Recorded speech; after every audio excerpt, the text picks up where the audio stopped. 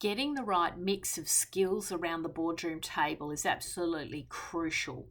I'm finding in my board work, it really does pay to have a variety of skills and backgrounds around the table so that when you encounter different challenges and business issues in the enterprise, as you go forward, you can draw on that expertise, that expert knowledge.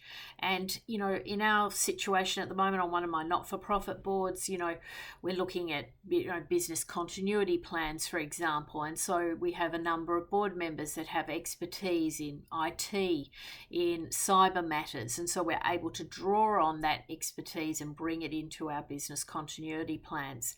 It's absolutely crucial to get that mixture right. And at various points in time, you should always have a skills matrix on foot, if you like, so that you really are clear of who has what skills.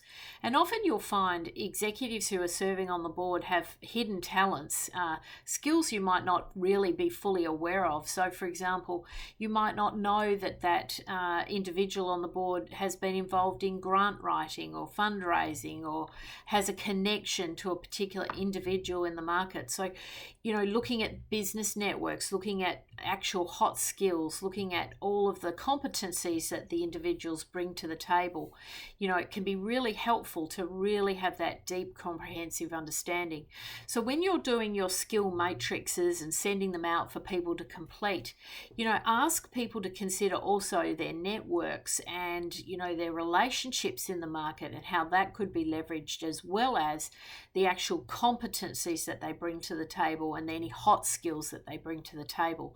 So maybe instead of just doing those really basic kind of skill matrices where you put the basic, competency, like, for example, human resources, maybe let's go to another level and let's break it down into employment contracts, executive coaching, the future of work, being able to come up with an employee value proposition. Break it down into the hot skills that you bring to the table.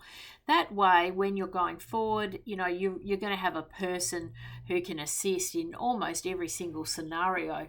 And in many cases, you might have different skill sets on the same topic, but coming from a different perspective. And so that can often create an incredible situation where you're drawing on the power of different experiences and so on to, address risk management issues, strategy issues, and the like. So I think it's time for a bit of a fresh perspective on the old skill matrix that often floats around the boardroom, and an opportunity to really try and capture who has what skills and capabilities, who has what under the hood of the business, who could we draw upon, and how do we best harness that talent so that we get the very best outcomes for our boards.